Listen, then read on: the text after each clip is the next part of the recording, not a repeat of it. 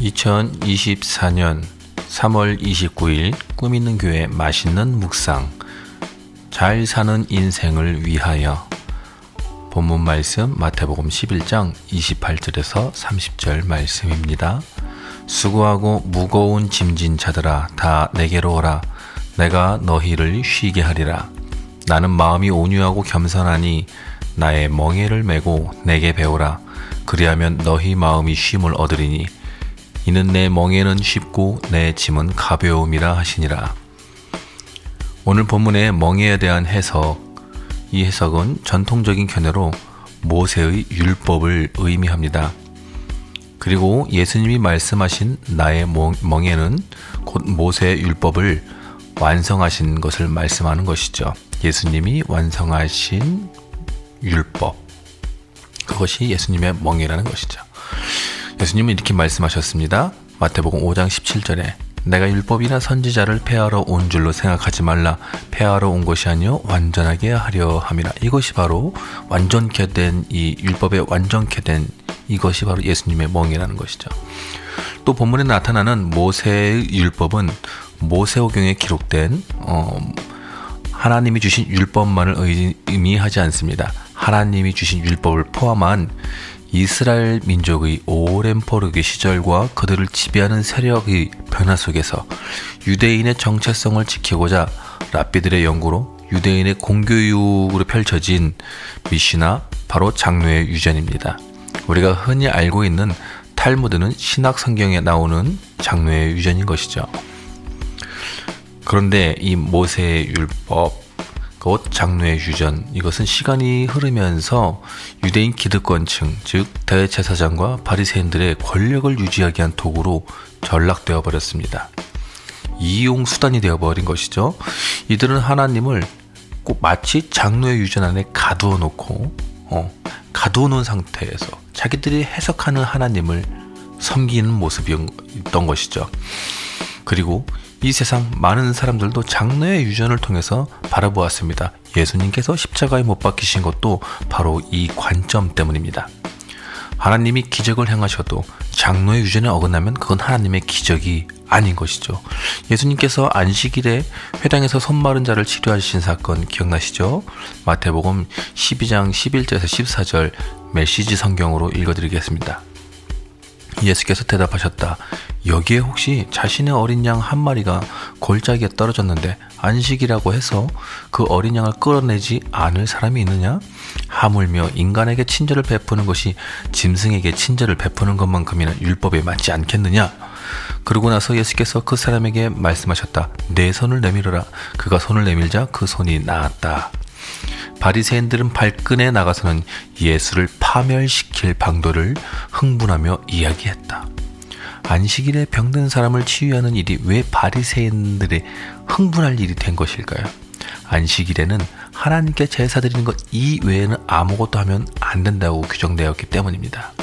심지어 몇 걸음을 넘어 걸어가면 이것도 안식일을 범하는 것이라고 하니 병든 사람을 치유하는 건 아주 크게 안식일을 범한 것이라고 그들은 말하고 있는 것입니다. 그렇게 가르치고 있고 또 많은 사람들을 지적하고 있는 것이죠. 그리고 자신들이 받아야 할 민중의 존경심도 빼앗길 것 같으니 예수님을 제거하려고 하는 그런 분노도 있었습니다. 과연 이것이 사람을 위한 율법일까요? 예수님이 바로 이러한 모양을 무거운 짐이라고 표현하신 것이지요. 지금도 이 세상에는 사람이 잘 살기 위한 율법, 장로의 유전 같은 것이 존재합니다. 잘 살기 위해서, 정직하게 살기 위해서, 제대로 살기 위해서 재테크, 노후 준비, 고학력, 빼앗는 외모, 핵인싸가 되는 이런 노하우들, 이런 모든 방법이 사는 세상에 불필요하지는 않습니다. 필요하지만 중요한 것은 예수님의 시선으로 해석을 할 수 있어야 합니다.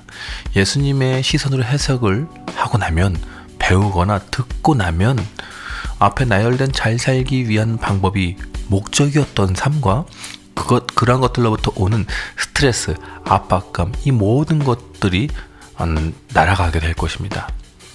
오늘 본문 말씀 마태복음 11장 29절 나는 마음이 온유하고 겸손하니 나의 멍에를 메고 내게 배우라. 그리하면 너희 마음이 쉼을 얻으리니. 예수님이 말씀하신 너희 마음이 쉼을 얻는다는 건 우리 마음에 오는 평화 또는 평안일 수도 있으나 궁극적으로는 전인적인 구원을 의미합니다. 전인적인 구원을 요약하면 육체적인 구원, 정신적인 구원, 영적인 구원이라고 말할 수 있습니다. 병든 몸이 치유되어 건강을 회복하는 삶은 모든 병든 사람들에게 필요하고 원합니다. 그러나 숨이 멎을 때까지 건강한 육체로 사는 건 아무도 장담 못하지 않습니까? 어떠한 이유든 병은 또 찾아오기 마련이죠. 또 과제나 프로젝트, 업무를 잘 마무리하면 복잡하고 답답하고 이게 뭔가 쫓기었던 그런 마음에서부터 이제 편안해짐을 느낍니다. 그러나 인생을 살아가는 사람 누구나 각자가 풀어야 할 삶의 과제는 항상 존재합니다. 마치 자녀들 다 시집장가 보내놓고 나서 다시 손주를 돌보아야 하는 할머니, 할아버지처럼 말이죠. 이건 좀 우스갯소리지만 여러분, 영적인 구원, 이 문제는 과연 어디에서 해결이 될까요? 어디에서 해결을 받을 수 있을까요? 성경에서 찾아보면 사도행전 3장에 태어나면서부터 안진뱅이로 이렇게 태어났던 사람의 이야기가 있습니다. 그 당시 통념으로는 나면서부터 안진뱅이가 된 사람뿐 아니라 장애가 있는 사람은 하나님으로부터 저주를 받았다는 생각이 있었기 때문에, 그리고 그러한 것들 때문에 종교적 그리고 영적인 어둠에 묶여 있었습니다. 그래서 성전 미문에 앉아 있었던 이 안진뱅이, 이 사람은 성전 안으로도 들어가지 못해 성전 미문에 앉아서 하루 종일 구걸을 할 수밖에 없었고, 그의 심신, 그의 마음, 그의 생각은 패배주의와 다시는 일어날 수 없는, 아니 일어난다는 것 생각 자체를 하지 못하는, 계속 구걸을 할 수밖에 없는, 나는 누가 도와주어야 살 수밖에 없다라고 하는 그런 생각 속에서 그의 인생을 살아왔던 것이죠. 그런데 어느 날 성전으로 올라가던 베드로와 요한이 이 사람을 보고 가던 길을 멈춥니다. 그리고 혹시라도 돈을 줄 것 같은 기대로 이들을 바라보며 구걸하는 안진뱅이를 향해서 이렇게 말을 합니다. 사도행전 3장 4절에서 6절 말씀이죠. 베드로가 요한과 더불어 주목하여 이르되 우리를 보라 하니 그가 그들에게서 무엇을 얻을까 하여 바라보거늘 베드로가 이르되 은과 금은 내게 없거니와 내게 있는 이것을 네게 주노니 나사렛 예수 그리스도의 이름으로 일어나 걸으라 하고. 아멘. 이 안진뱅이의 구걸을 현재 우리도 목말라 하고 있는, 우리도 갈증 내고 있는 그러한 구걸하고 똑같습니다. 물질, 건강, 자유, 사랑, 관심 등 말이죠.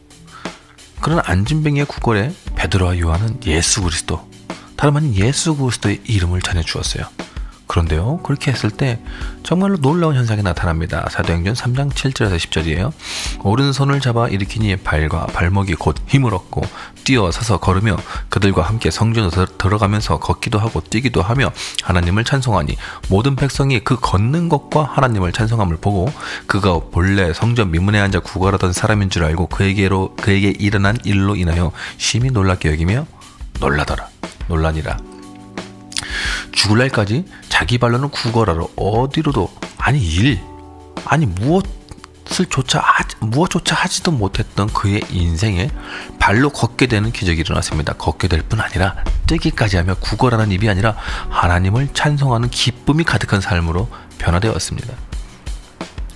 빵이나 돈을 주었다면 내일도 그 다음날도 이 안진뱅이는 성전 미문에서 구걸하는 그 삶 그 자체였고, 또 만약에 누군가 자기를 도와주지 않았다면은 낙심하며 그러한 패배주의에 둘러싸인 인생 그대로였을 것입니다. 그러나 그는 이제 걷게 되었습니다. 그는 이제 일도 할 수 있게 되었고 취미를 가질 수도 있게 되었습니다. 친구를 만날 수도 있습니다.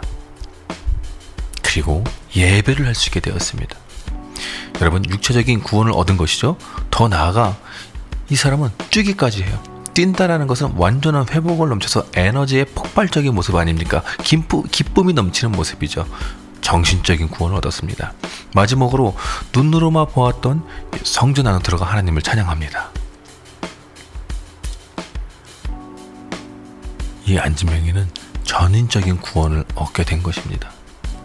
사랑하는 여러분, 우리는 이와 같은 전인적인 구원을 얻을 때 비로소 잘 사는 인생이 됩니다. 예수님의 마음인 온유와 겸손을 배움으로 얻게 되는 쉼, 곧 전인적인 구원의 복을 누리시기를 축복합니다. 부모된 우리는 자녀들에게 어떻게 해야 잘 살 수 있는지를 말하지만 사실 그게 전부가 아니라는 것도 알고 있습니다. 그러나 어떤 것을 어떻게 말해야 진짜 잘 사는 삶인지 몰라서 말을 못 해주는 것이 많이 있습니다. 그리고서 우리는 이렇게 말하죠. 지도 경험해 봐야지, 지도 겪어 봐야지 배우는 거야, 이렇게 말을 합니다. 그런데 꼭 경험하고 겪어보지 않아도 될 일들 참 많이 있거든요.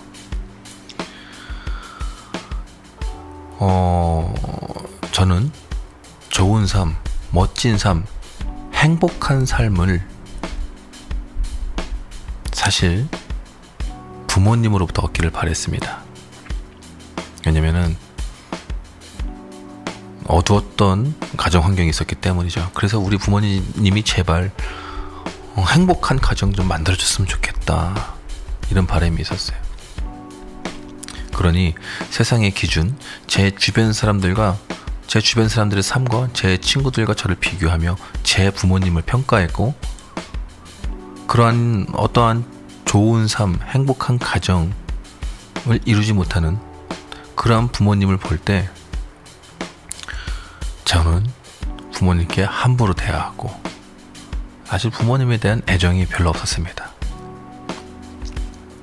혹시 지금 함께 묵상을 하는 분 누구라도 저와 같은 상황과 경험을 하고 있으시다면 우리가 빨리 예수님으로부터 온유와 겸손을 배울 수 있는 은혜가 있기를 바랍니다. 거기서 벗어나지 못하면 우리는 안진뱅이와 같은 모습 그뿐입니다. 그러나 지금은 성경을 묵상하며 기도하며 하나님을 찬송하는 오늘날 제 모습은 아직 완전하게 부모님을 사랑하지 못하지만 그래도 원망이 줄어들고 아픔도 슬픔도 마음의 상처도 더 이상 문제가 되지 않습니다. 그것이 행복한 가정을 저에게 안겨주지 못해도 지금 더 이상 문제가 되지 않습니다. 왜냐하면 저는 지금 하나님의 은혜로 하나님의 도우심과 예수님과의 인격적인 만남을 통해서 저는 행복한 가정을 만들며 살아가고 있거든요.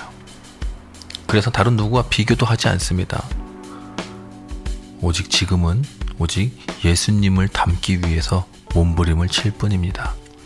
억지로가 아닌 정말 그렇게 되고 싶어서 기쁨과 감사와 간구함으로 예수님을 닮고 싶어서 말이죠.